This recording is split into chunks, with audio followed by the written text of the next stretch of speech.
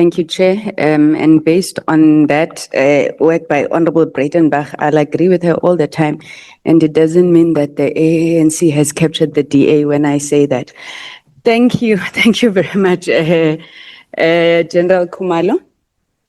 Good morning. Sorry, I don't think I greeted you today.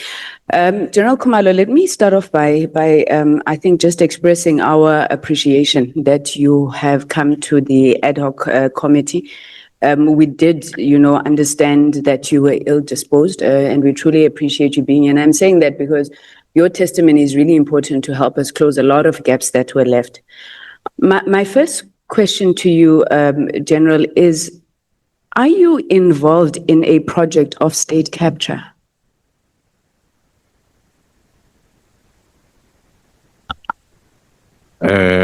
The response, if the question is in reference to the state capture report, I will say yes, because we are implementing the recommendations that are related to the division. But in terms of me being involved in capturing the state, it's a big no, Honorable.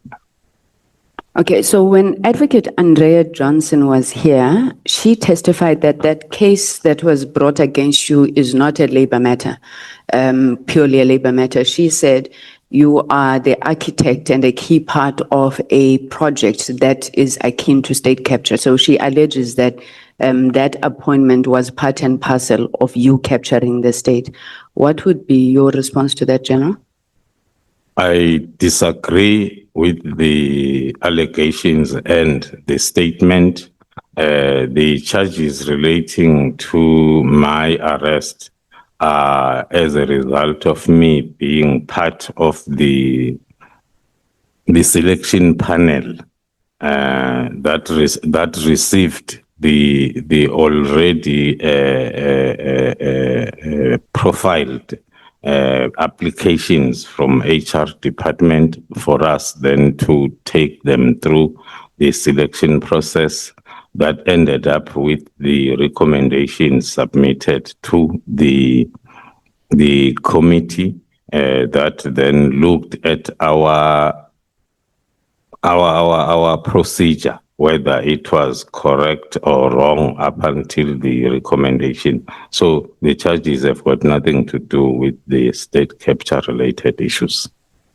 Okay, thank you, General. So you did say yesterday that this matter is sub judice, so I don't expect you to speak to the merits in my question, but I'm assuming since you have been charged and maybe there's some discovery of documents that have already been exchanged, is there anything in that case that goes beyond this labor issue that you're talking about? Because we tried to grill Advocate Johnson to understand why she would be chasing you, a whole IDEC, and I think you make that point in your affidavit.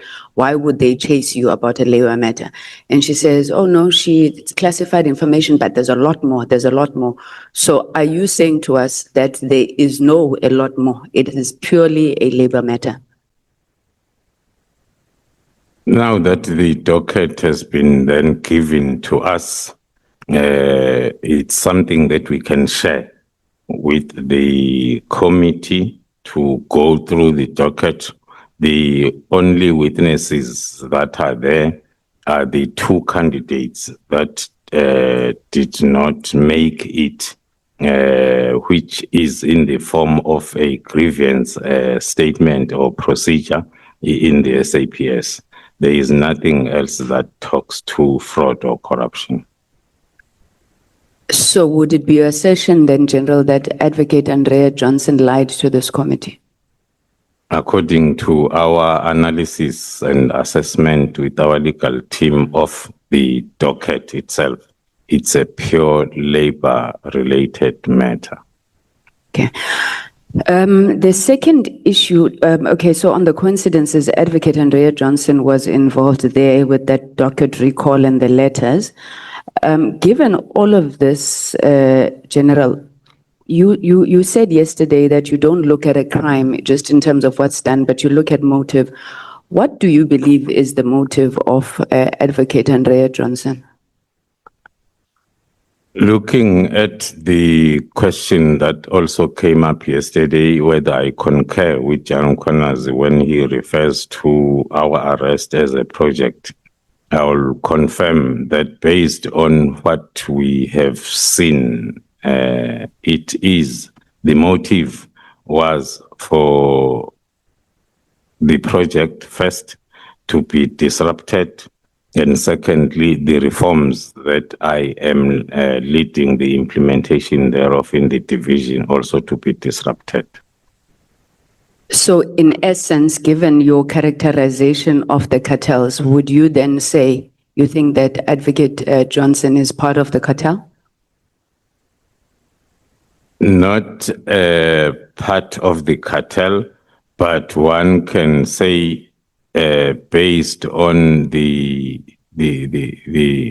suspicions that we have that the arrest was meant to disrupt the project, then we can say it talks to that characteristic of having then the criminal justice being sympathetic to the cartel.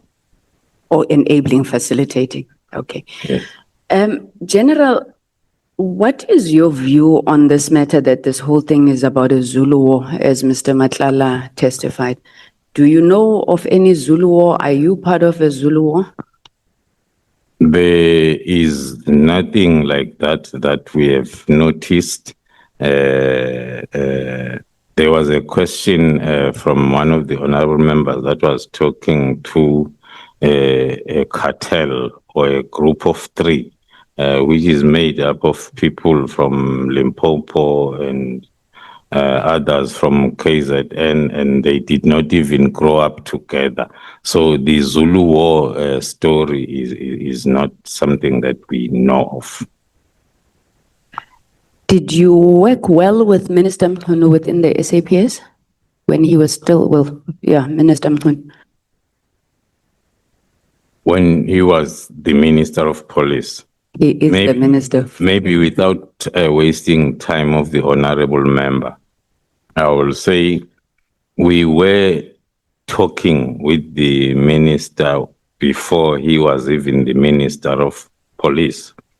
There was investigation undertaken by the PKTT in Nongoma area when there was a killing spree of councillors that was taking place. And that was the time when I first received a call from Minister Mkhunu when he was still a Minister of Water and Sanitation. And then coming to the question of working together, one was under the impression that we are still going to find each other. So one cannot be in a position to say we were working together. We had not got an opportunity to really work together.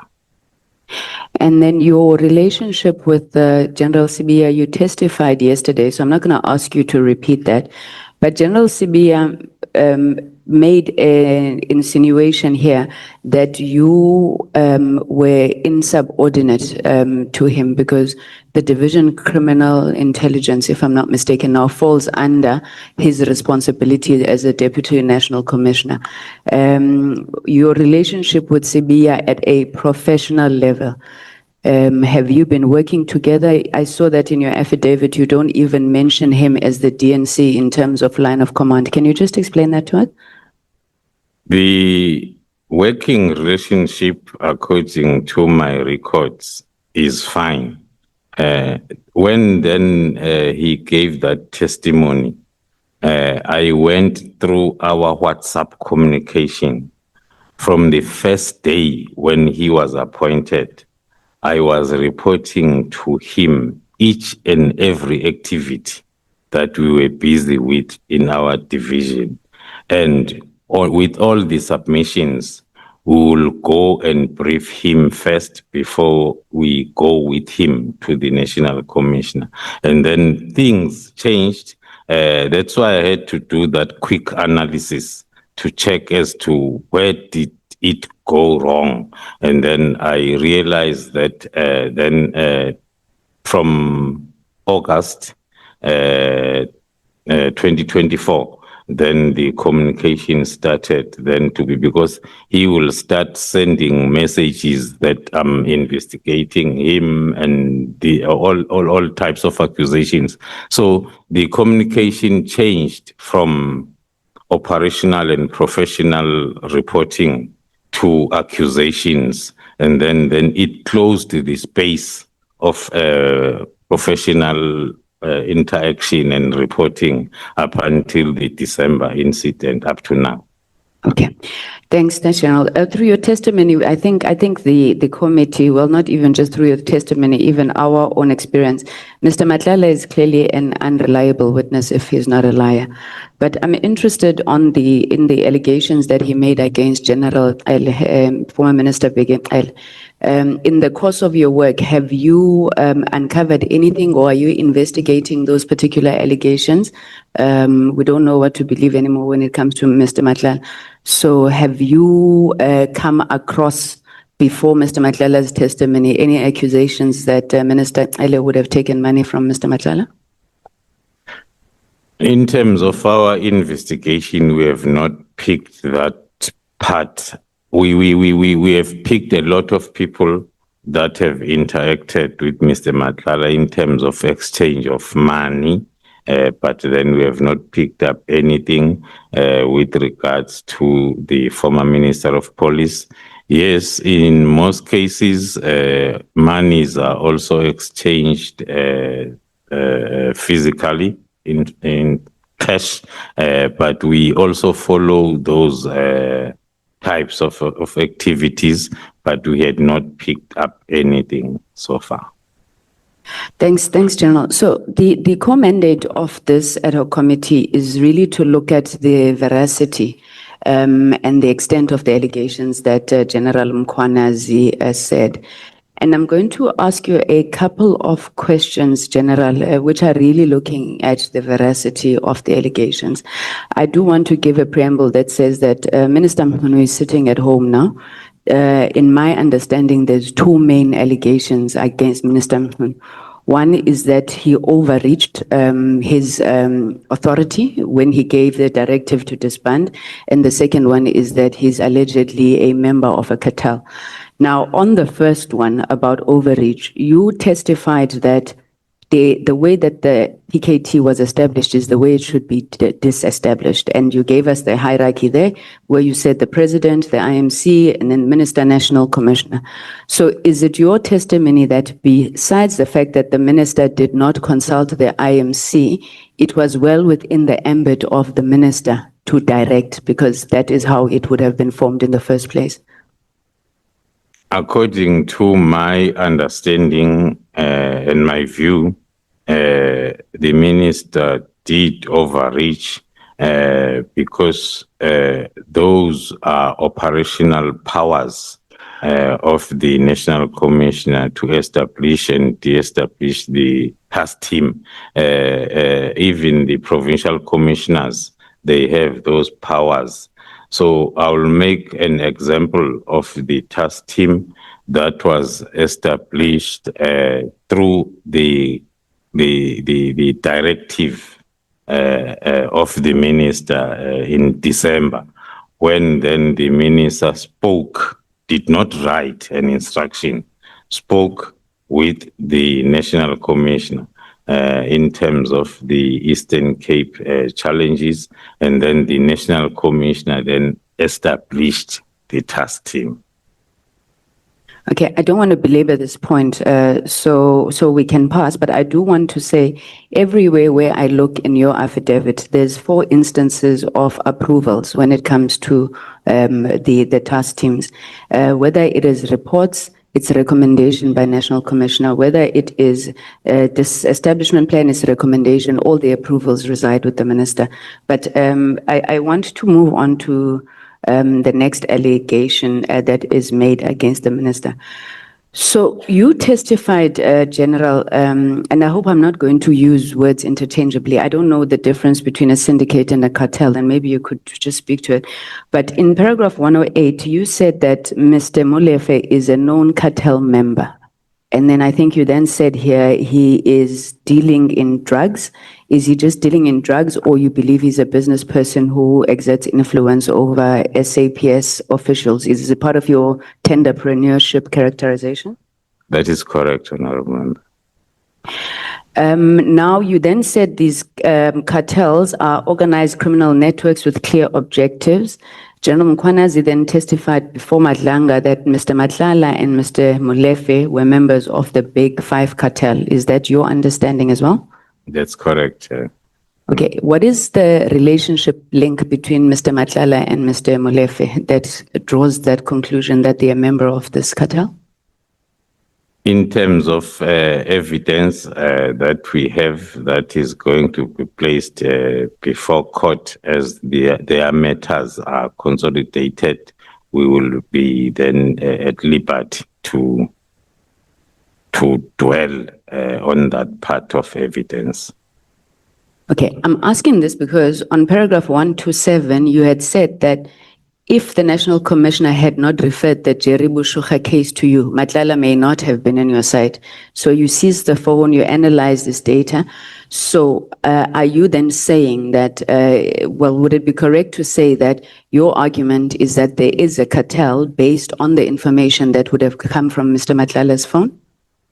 That is correct, Honorable Member. Our investigation, as it's indicated in my statement, that stems from the killing of Mr. Aman Swart.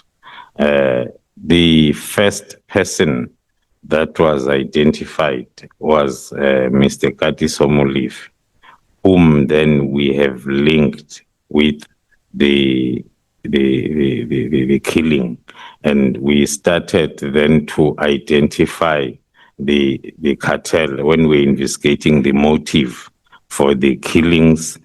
So the ballistic reports assisted us in identifying other cases that went as far as now linking that's why I put it clearly there that Mr. Matlala was brought to us through a tray. We were going to meet him later on when we do the ballistic report that will link the cases where he is a suspect and also Katiso Molefe is a suspect. But this case of kidnapping brought him closer to us sooner than expected. Okay. Now, Minister Mkhunu testifies that he knows Mr. Brown Mokhotsi. However, he has never instructed him to engage with Mr. Matlala. Do you have any evidence to the contrary of what Mr. Mkhunu testifies? The statement makes it very difficult for one to confirm or not. Sorry, General, that's not my question. I'm saying, do you have any evidence that Minister Mkhunu is the one who instructed Brown Mokhotsi to engage with Kat Matlala? No, we do not have evidence that says the minister instructed. The minister and Mr. Matlala, both of them, they testified that they do not know each other, and they even produced an affidavit where it's deposed by Mr. Matlala saying he's never met with the Minister Mkhunu, nor does he have any business links with him. Now, do you agree or do you have any evidence to the contrary that Mr. Matlala and Minister Mkhunu know each other or have any business dealings with one another? No, we do not have. You know, WhatsApp communication between Mr. Mokhotsi and Mr. Matlala. I'm trying to figure out, are these messages which you outline in paragraph 169, are those the messages that lead you to then conclude that Minister Mkhunu is a member of the drug cartel? No, Honorable Chair, through you, the messages are not meant to prove Minister Mkhunu being the member of the cartel.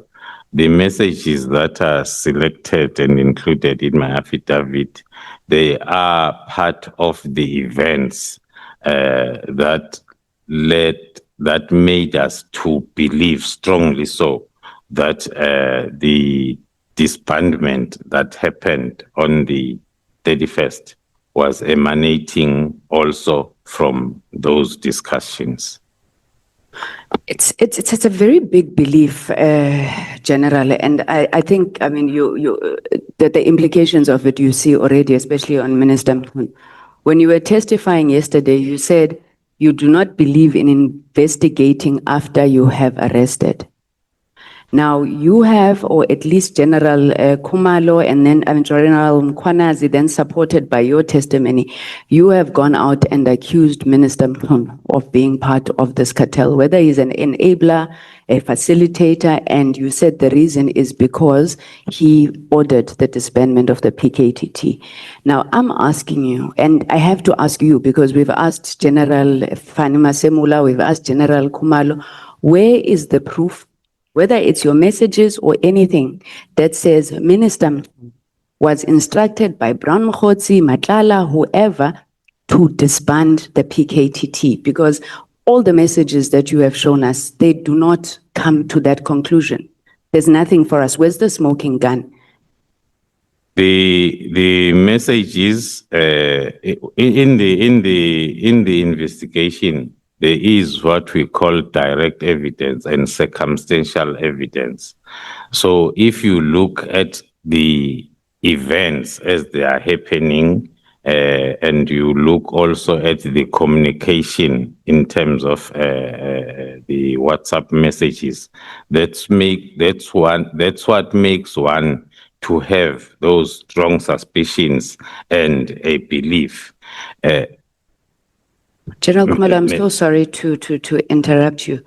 I would understand the concept of circumstantial evidence as much as I understand conjuncture, suppositions, insinuations, allegations, but it's a very, very serious allegation against Minister Mkhunu. I've gone through most of the messages that have been put before us from different witnesses, and at no point do I see anybody discussing with Minister Mkhunu the disbandment of the PKTT. The closest to it that I see is Brown Mkhotsi speaking to Matala saying the guys are being disbanded, whatever they say between them. Where does Minister Mkhunu enter? Because circumstantial evidence, it can't just be an issue of we looked at these messages and then we have these suspicions. The man has, his career is destroyed, he's sitting at home. At which point does it point directly to Minister Mkhunu? As I've explained, Honorable Member, there is no direct evidence currently, but then the investigations are still ongoing. But then have you not now arrested or at least accused before you completed your investigation, which you said is against what you set out to do as part of your professional work? On that answer, on that question, Honorable Member, I'll respond in this format. The allegations that are probed in this committee as well as in the commission are stemming from the press conference. And then there are investigations that are ongoing that are not included either in the press briefing and also, as I indicated yesterday, in the affidavits that are submitted to. General, do you believe that General Mkhwanazi erred in going out and making such accusations in public against Minister Mkhunu when you are still investigating? You have no evidence that you're able to adduce before us that Minister Mkhunu is part of a cartel? No, I don't believe so. So it's correct to go around and accusing people and saying we're still investigating? It depends, Honorable Chair, as to the situation as well as the narrative, because the press briefing is not an affidavit. And then the investigations, as there are affidavits that are included. It's before us, General, both yourselves. You've put affidavits before us. And when we're asking you, where is the evidence to back up the statements that you've put in the affidavit? It can't be that it was a press briefing. That's what I'm trying to explain, Honorable Member, that there are lots of investigations that are ongoing, stemming or coming from the press briefing. Okay, thank you very much, General. Maybe just to close off this issue of Minister Mkhunu, do you have any communication between Minister Mkhunu and Mr. Molefe, the other member of the cartel?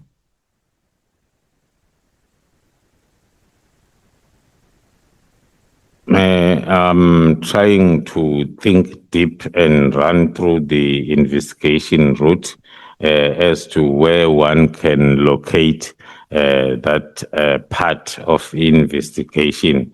But in terms of this submission, it's not included, but it is the subject of investigation on the main cases. Okay, General, I've got 3 minutes left, so if you could please work with me, I'll try to be very quick. Evidence of corruption of the judiciary, if you could just speak to us, because there's a lot of allegations that have been thrown by SAPS as well against the judiciary. What has been done there? And then my final question, in the event I'm not going to come back, what is it going to take to fix these problems at SAP, which some of us believe are linked to personalities, but what will it take? And then do you think you as the top officials of SAPS will ever be able to work together again? Thank you, General. Thank you, Chair. To work together, maybe starting from the end, reversing, working together, it's still possible, and it has been there for a very long time. And then the current problems started with maybe the new appointments that then did not gel in terms of the work that is supposed to be done from the top management point of view. So I believe it can still be fixed. Corruption against the judiciary? In terms of corruption against the judiciary, on our findings so far, we can confirm that there are strong suspicions of the whole of criminal justice system being affected or infiltrated. There are individual investigations that are taking place. I cited a lot of examples yesterday from the Eastern Cape, judgment on Namhla case, to the bail decision in Gauteng in terms of Pesitau, and also Mr. Mlefe's continuous bails. So there are investigations that are ongoing in terms of getting evidence, criminal investigation. Thank you. Chair, maybe through you, may we please request that the committee writes to SAPS and request the names of the judges that SAPS says are implicated. I don't believe the work of the committee will be complete without that. Thank you. Thank you very much, General.